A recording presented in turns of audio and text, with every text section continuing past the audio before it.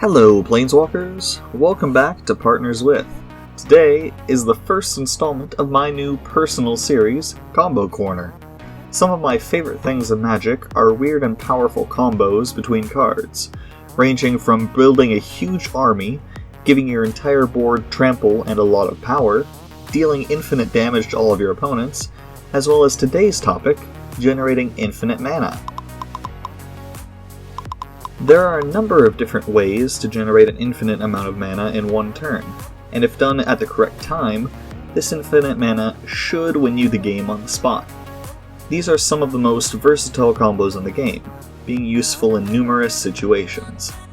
The first combo we are going to look at is the most expensive combo by far, and for good reason. This combo only requires 2 cards, Food Chain and a creature that can be cast from exile. The creatures you have to choose from are Eternal Scourge, Squee the Immortal, and Mist Hollow Griffin. Food Chain is the most expensive component of this combo, costing $35 at the time of this recording, so this combo is not for everyone.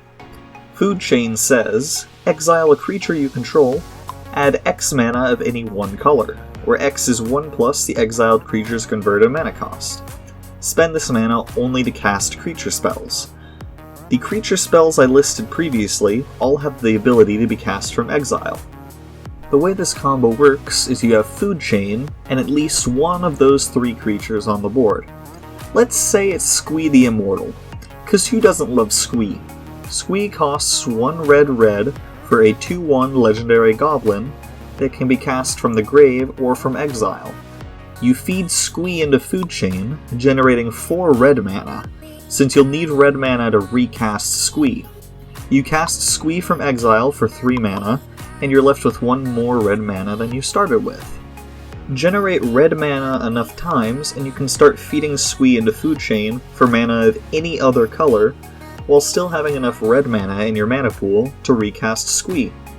The vast majority of players will accept it if you say, I do this an infinite number of times, once you demonstrate to them that the combo is a loop and is infinitely repeatable. Once you've generated an infinite amount of mana of all 5 colors, you're set to win the game. You need to keep in mind though, with Food Chain, this mana can only be used to cast creature spells. An example of how to use Food Chain can be taken right out of my Niv-Mizzet Reborn EDH deck. Real quick, a rundown of Niv-Mizzet Reborn. He costs 1 full WUBRG for a 6/6 legendary dragon avatar with flying, and when he enters the battlefield, you reveal the top 10 cards of your library. For each color pair, choose a card that's exactly those 2 colors from among them, and put them into your hand and the rest onto the bottom of your library in a random order. So right off the bat, with Food Chain, we know we can cast Niv-Mizzet for his ability an infinite number of times, feeding him into Food Chain to put him back into our command zone. Doing this, you can grab every single dual-colored card in your deck. But Food Chain still only gives you mana you can cast on creatures, so we need a win condition that mainly uses creatures.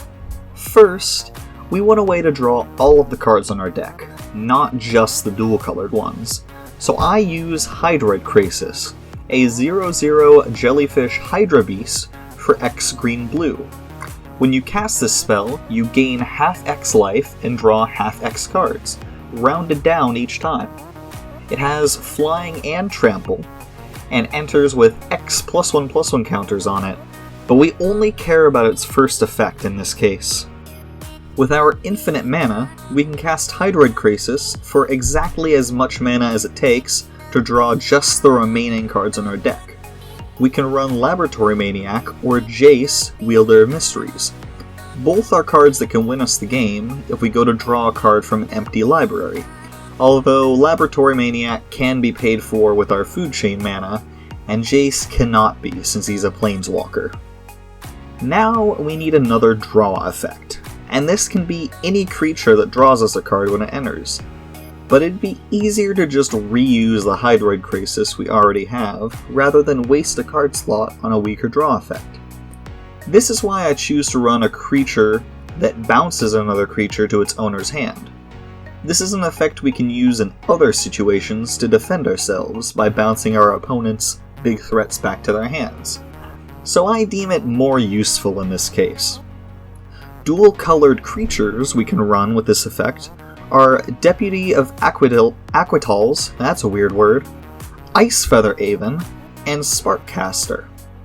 Any of these creatures can bounce Hydroid Krasis back to your hand, and with Lab Maniac on the battlefield, you can just cast Hydroid Krasis again for X equals 2, or more, and draw from your now empty library and win the game. It's a roundabout way to win with Food Chain, but you can use Food Chain to get into any other win condition involving mainland creatures. This was just the way that I use Food Chain in one of my decks. Food Chain can be run in any green deck, since one of the Cast from Exile creatures you can use is the colorless Eternal Scourge. An infinite mana combo that can be run in any blue deck is Grand Architect plus Pilapala. This is a far more affordable combo than Food Chain, and may catch your opponents off guard. Pilapala is a 1/1 Scarecrow that costs 2 mana and has flying, for whatever reason. I guess it's supposed to have tattered wings, but honestly it doesn't look like it could actually fly. Anyways, it has pay 2 and untap to add 1 mana of any color to your mana pool. Not too useful on its own, but wait till we see how it interacts with Grand Architect. Grand Architect is a 1/3 Vidalcan Artificer for 1 blue that gives other creatures you control +1/+1. It has pay blue. Target artifact creature becomes blue until the end of turn. Tap an untapped blue creature you control and add 2 mana to your mana pool. Spend this mana only to cast artifacts or activate abilities of artifacts. This combo just requires you to have these 2 creatures on the battlefield and to be able to generate a single blue mana to activate Grand Architect's second ability and turn Pilapala into a blue creature. Now, you can use Grand Architect's third ability to tap Pilapala to generate 2 generic mana.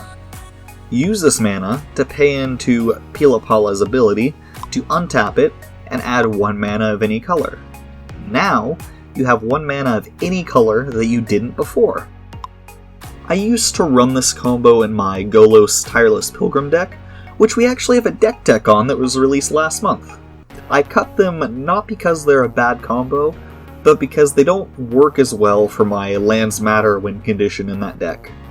However, this is a good combo to run if you plan on using Golos' activated ability, or any other card with a powerful activated ability. With Golos' activated ability and infinite mana, you can exile and play your entire deck for free after putting this combo to work.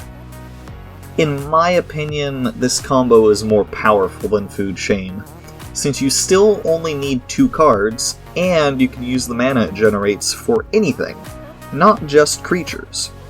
I think the main thing Food Chain has over this combo is that you can run 3 creatures that can be cast from exile, meaning if one of them gets taken care of, you still have some redundancy to make the combo work, and that Food Chain is an enchantment and much harder to remove than a creature. This combo can only work with these 2 cards, and since both are creatures, they're very susceptible to removal. Speaking of easy to remove, we move on to our next infinite combo, Selvala, Heart of the Wilds, and Freed from the Real. Selvala is a 2/3 Elf Scout for 1 green that says, when another creature enters the battlefield, its creature may draw a card if its power is greater than each other creature's power. She can tap for 1 green and add X mana in any combination of colors to your mana pool, where X is the greatest power among creatures you control. Freed from the Real is an enchantment aura for 2 and a blue that lets you pay 1 blue to either tap or untap the enchanted creature. This combo also requires that you have a creature with at least 3 power, as well as 1 green mana to start the combo. You want to pay a green to tap Selvala and generate 3 mana, where 2 of the mana is a green and a blue, and the third mana can be any color you want, since she generates mana of any combination. She generates 3 mana because of that other creature that you have with 3 power. Next, you want to pay a blue to untap her, then the green to tap her for your ability again. This nets you 1 mana of any color each time you do it. An infinite mana combo that only generates 1 color of mana is inherently weaker than the ones that we've talked about so far. But if all you need is 1 color, it can be more cost effective.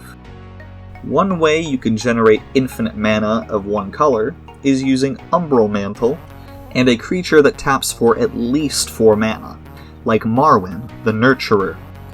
Umbral Mantle is an equipment that costs 3 mana and equips for 0 mana.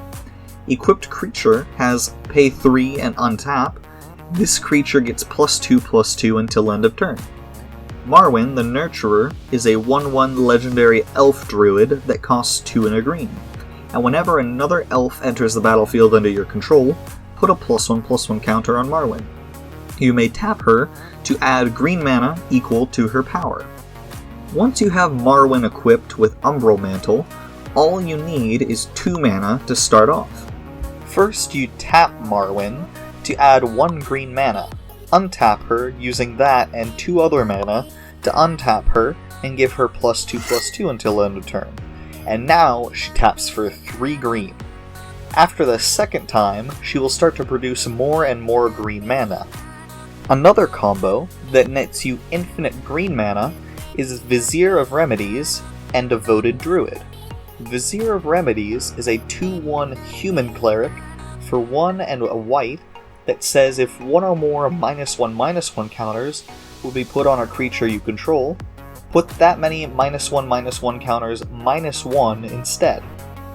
Devoted Druid is an 0/2 elf druid for 1 and a green, and taps for 1 green, and it can untap if you put a -1/-1 counter on it.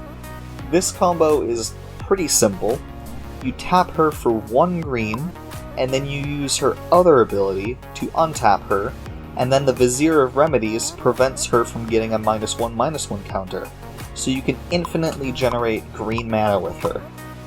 One infinite mana combo I'd love to talk about here involves a certain God of Insects, but since this combo can be more effective at killing your opponents than generating mana, I'm going to save this combo for when I talk about combos that kill your opponents. There are a few other infinite mana combos, but I'm not going to cover every single one that exists here today. These are just a few notable ones I wanted to take a look at. That said, I believe that just about wraps up this first episode of Combo Corner. Thank you all so much for watching, and if you enjoyed this video, drop us a like and a comment. And if you want to see more from us in the future, consider subscribing and hitting the bell for notifications. Have a great day!